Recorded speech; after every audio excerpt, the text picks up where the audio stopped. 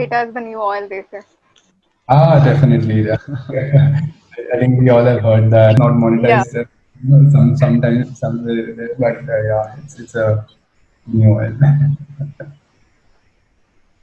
So from Flipkart to Lazada to currently at AirAsia. So what is strategy at AirAsia like? What is the role like? How can an MBA contribute to strategy at AirAsia? Could you tell something about that? Okay, so AirAsia, I won't like I won't say from my perspective it's not very different because I'm doing pretty much a similar role that I was doing at Lazada. What's different for me is the industry. So because it's airlines, the whole ballgame changes where now I'm looking at flights, the risk in flights booking, the risk in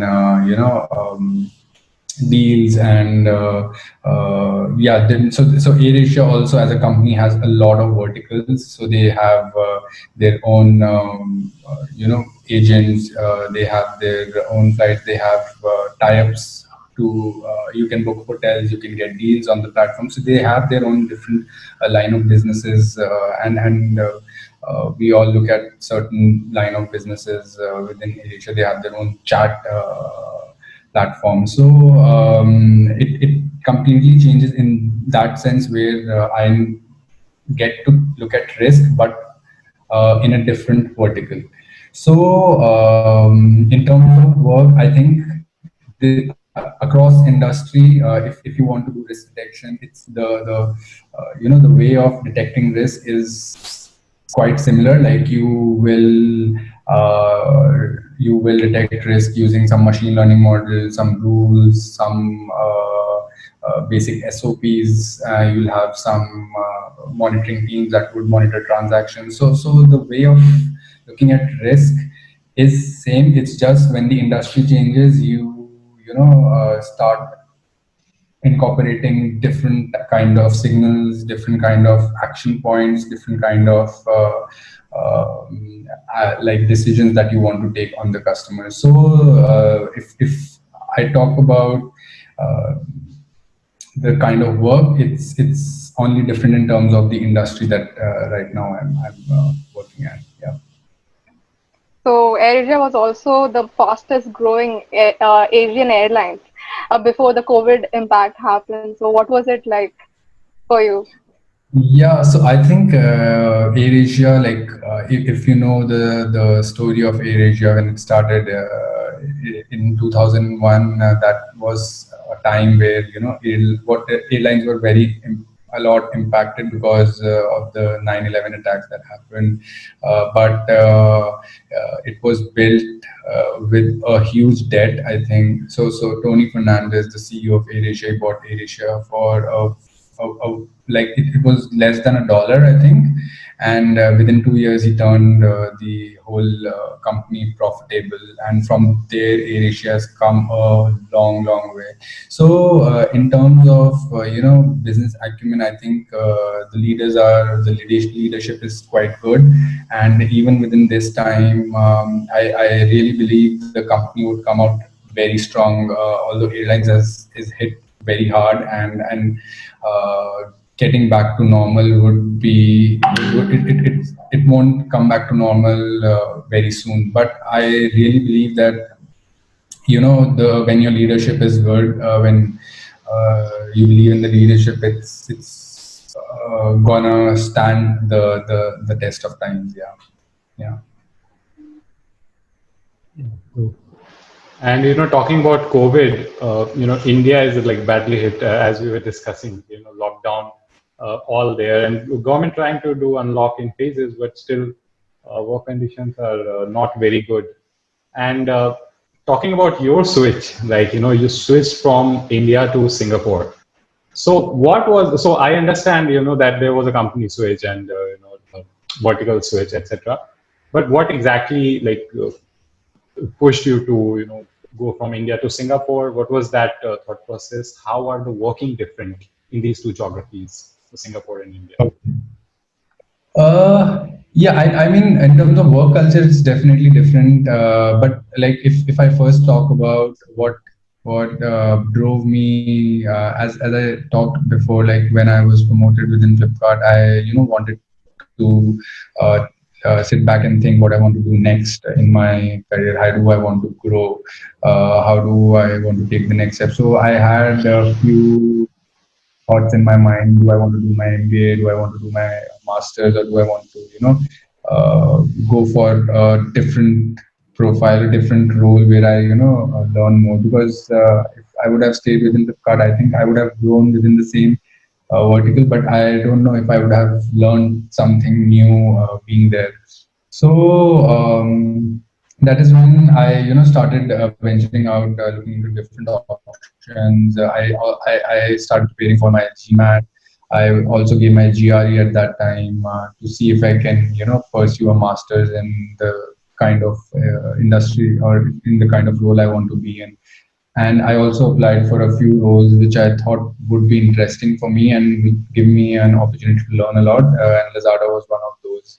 And like I remember, these all these things were going on simultaneously. And after my I had given my GRE, within a week I got a call from Lazada. So I really thought about it. I thought it would be a very different experience because I'll get the opportunity to work with different people, people from different geographies, and in a different, completely different, in a, like setup of Southeast Asia being as a market, right? So that is something that was a very big push factor for me to go for this and pursue this and make the switch from India as a geography to Southeast Asia, because it was a huge upliftment, or it was a great opportunity in terms of what I would have learned for my career. Yeah. Okay, so if you have to say in 2 to 3 points the specialities of the work culture at Flipkart, Lazada, and AirAsia, what would it be? Okay, so if I talk about Flipkart, right? Flipkart, I know a ton of qualities. So one would be there's a culture of openness. Like there's a culture of you get the opportunity to experiment. You get the opportunity to make mistakes and learn from them. Like no one would hang you by your neck if you make a mistake. So that is one very good thing which I think young graduates or people who are very new into the industry need, because if you don't give someone that opportunity, then people don't take those chances, and that's not how great companies are built, I feel. So that is one quality which I really admired about Flipkart's working culture was. And then even at I think even at a 1 year or 2 year experience, I think we were as a team or as a analyst, we were heard. Our recommendations were heard and incorporated within Flipkart. So I know like a lot of my projects went online, and I could see those impacting customers, and that's a very good feeling when you have that you have, like when you get out of college and you see the work that you're doing is impacting some customers. So that is something that I really like about working at Flipkart. Yeah. And about Lazada, I would say, I mean, Lazada was, because it was different.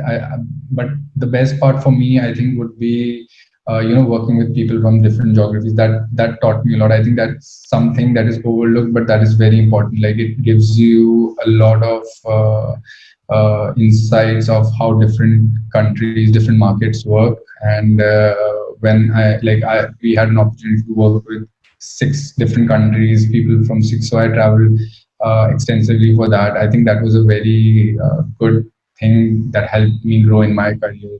And in AirAsia, I would say, again, AirAsia is a place that we got an opportunity to build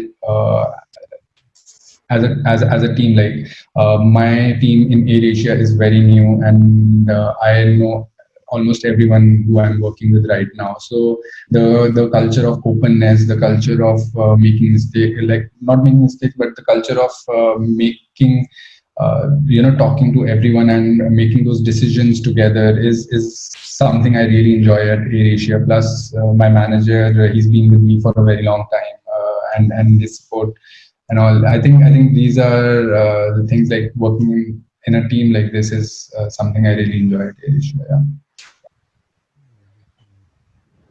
And they say consulting is all about traveling, and here we have someone from analytics and having traveled 6+ countries already. Yeah, I mean, definitely. I think if you're in this region and if you're working for a startup, or like Southeast Asia as a region, I think is pretty interesting, because if Southeast Asia, like if you're in one country, if you have a footprint in one country, that will not cut it for a company. So they need to have their footprints in all the 6 countries, and is that is why you get an opportunity to experience all the 6 markets separately. Yeah. Yeah, and Flipkart culture is famous in these IMs as well. They have cases, and they talk about HR. Like even I recall from my experience, I worked on one of the projects where we studied Flipkart, how their HR culture evolved over time. From book I know. selling platform apartment in Mumbai, they have they are a unicorn now, and their cases are being published in these schools. So, yeah, I think that kickstart that you had must have had a very brilliant impact in your life. That kickstart of an amazing work culture. Yeah, I think that was a pretty big upliftment for me in terms of working, like that set my expectation. I mean, I sometimes feel that is good as well as bad, because now I'm spoiled for those kind of bosses, or those kind of that kind of work culture. Then I'm a bit disappointed, but I know like Flipkart is set super standards. So, yeah, Nice. yeah. Yeah. So this question that I have can be in the category of a selfish question. I'm just talking about the roles that are available for MBAs at AirAsia. What I know is one aviation firm called Indigo. They visit IIM campuses. They came for IIM Lucknow, for their strategy role. So, what sort of roles an MBA can expect in AirAsia? Okay, so I'll talk in general about some of the roles, like at Lazada or AirAsia, right?